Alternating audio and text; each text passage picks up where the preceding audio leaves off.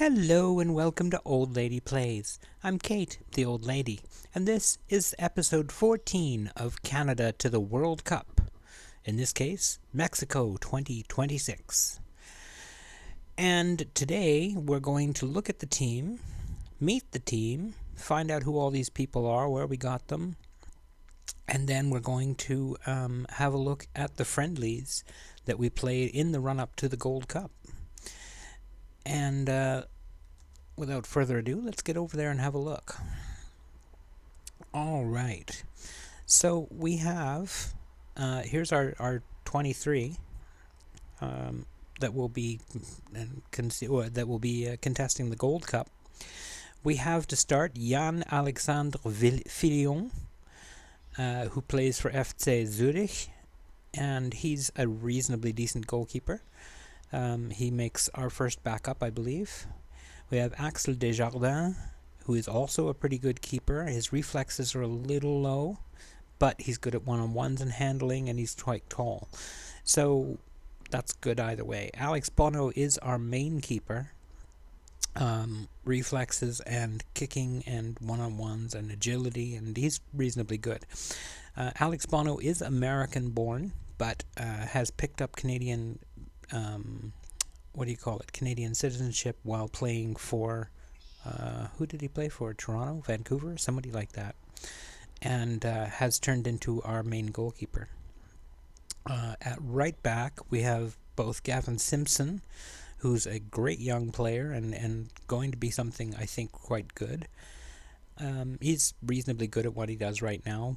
He's not having a great time playing for the national team, but I think that's just because he's young and impressionable and so on. The other right back that we have is Juan Cordova, another immigrant Canadian. As you can see, he's not quite as good as Gavin Simpson. Plays for Huachipato in Mexico, I believe that is. That's a good question. I wonder where he does play. Where is Huachipato? Campeonato National Scotiabank. Scotiabank's Canadian. They are Chilean. He's playing in Chile. Okay. How about that? So he's playing in Chile. That's kind of exciting. Anyway, he can play right or left back. He's much better as a right back than he is as a left back. We have John Dell as a starting left back. He's slightly better than Cordova and much better than him on the left side. So that's why he gets there. Great teamwork, great determination, work rate. It's got some good skills, things that we need.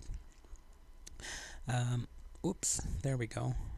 Sam Adekugbe is our other left back. He's ordinarily the starter. As you can see, he's slightly better than John Dell, but he's a little bit older, 28 now, and plays for Vancouver. And he's been very useful for us. Again, his numbers have been very low, but again, I'm not sure why. So that's what we've got. As far as center backs, we have Fikayo Tomori, who is quite exceptional with a 20 determination, 15 pace, 15 acceleration. He's a great center back for us. He can also play right back in a pinch, though he's not great at crossing or anything else. Contracted to Saint-Etienne in France. Also at center back, Tim Parker, the American-born Vancouver defender. Low determination, unfortunately, but he's a decent enough center back, and he's really done the job for us when we've needed him. Where else? Steve Lucic is his backup.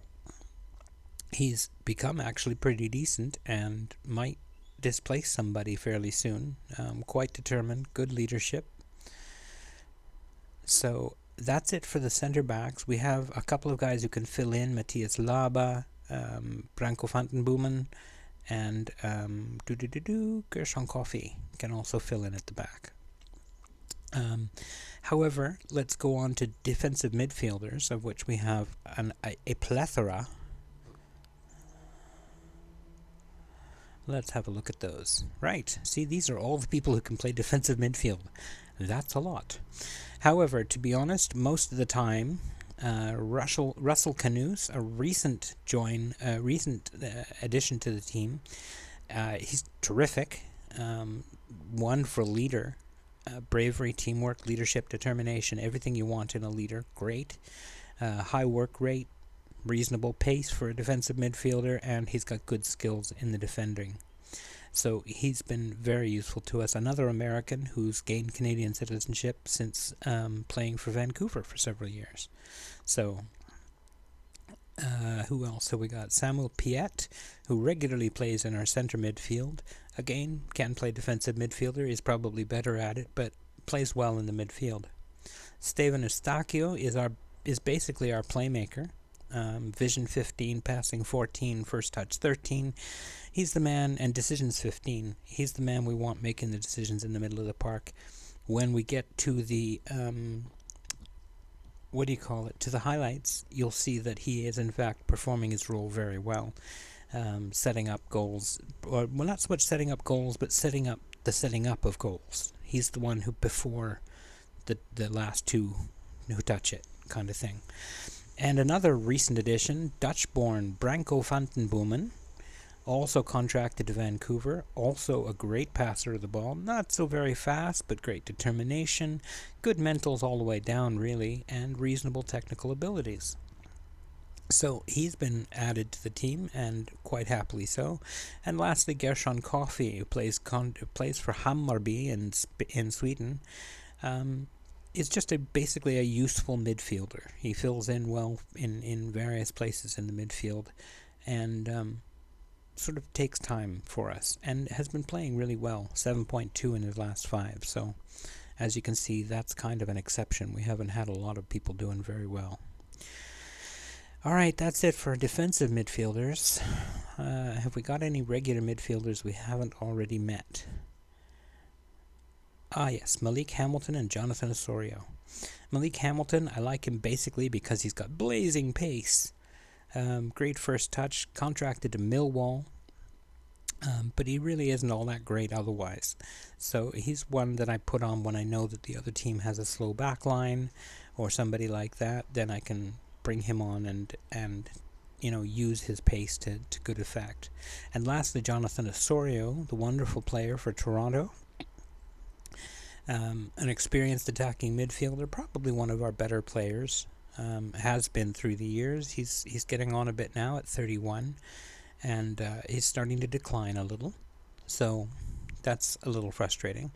I don't know if I mentioned Russell Canoes is our captain. He's only got 4 caps for Canada, but look at those leadership qualities. There's no question this man is the leader for this team. So that's it for the midfielders that we hadn't already seen. How about attacking midfielders? We have some nice attacking midfielders.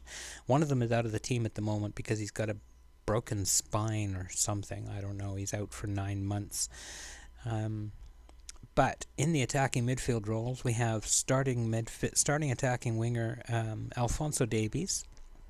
Great pace, flair, work rate, determination, dribbling, crossing. He's a pretty good player, and he's done really well for us. You'll see his name comes up repeatedly in the highlights later. Balou Tabla, who in real life was just signed to the Barcelona B team about 3 months ago, is quite, again, pacey winger, great flair, great work rate, good crossing, great numbers up and down. So he's really quite a decent player, and we're looking for great things from him. And that's the end of the midfielders. And finally, our attackers. We have the young Dave Eyre, our best prospect. Great pace. Could use a little more determination and work rate, but his off the ball is terrific. His dribbling, his finishing, his technique. He's got some good things going for him. Kyle Larin is our general number 1 starter. I'm not super jazzed with this guy as leading the line. 79 caps, 16 goals tells it all. He's scored about once every 5 games. That's just not good enough for a main line striker. It's just not good enough. And lastly, Lucas Cavallini, who's 47 caps and 7 goals. Again, not much of a striker, but he's the best we've got in terms of a backup. Currently playing at PAOK in Greece. And, he's all right. He'll come on and he'll very occasionally pot a goal, but it's not very often. As you can see, 1 every 7 games. Not very helpful. Dave Eyre, on the other hand, 23 caps, 5 goals, so better than 1 every 5 games, and that includes a number of caps when he was 18 and 19. So he's done well. That's the team. Now you've met the team. Now we will go over to the highlights. And ooh, that's weird. Why did the light suddenly change? That was really strange. Sorry about that. The light changed on the face cam really weirdly right there.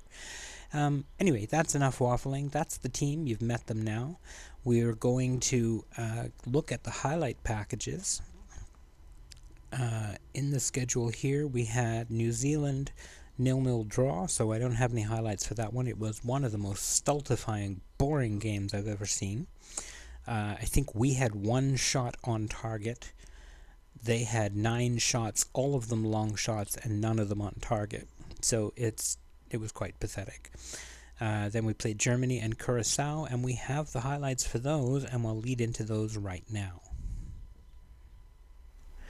Here's the lineups for the Canada-Germany game. You can pause it and have a look at them if you need. First we have Sané breaking down the wing, crosses the ball in for Werner, whose shot hits the post. Then we have a corner, headed away beautifully. Sané picks it up, races down the wing, crosses for Ta, who finds an easy finish at the back post.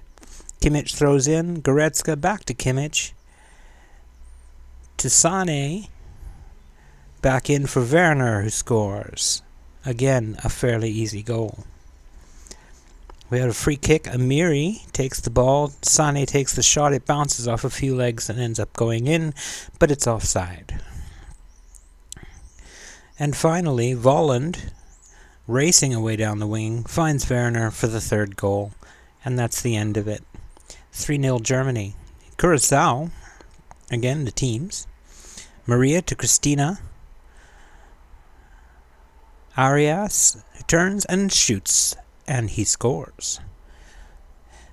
Dave Eyre steals the ball, races away, finds Larin in the middle. Larin's through ball for Davis is gorgeous, and he puts it away beautifully. Now, 2 goals started by Eustachio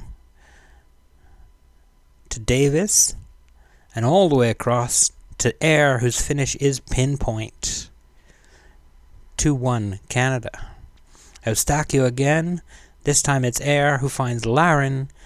3-1 Canada. And finally Dell throws into Cavallini. Back to Dell. His ball over the top for Davis again. And this time it's Ballou who gets the easy header at the back post for the end of the game. 4-1 Canada. 4-1 Canada. And that's going to be it for this episode. I hope you've enjoyed it. I hope you don't mind dropping a like, subscribe, all of that stuff. If you do hit like, it does help the channel out quite a bit. I really appreciate it when you do. We will return on Wednesday with a triple live comm as we do the first round of the Gold Cup against Guatemala, Cuba, and Panama. So it's going to be an interesting ride. We'll have to see. It's 4 teams all ending in A. Guatemala, Panama, Cuba, and Canada. That's funny. Okay. Anyway, that's all. I hope you're having a great day, and take care.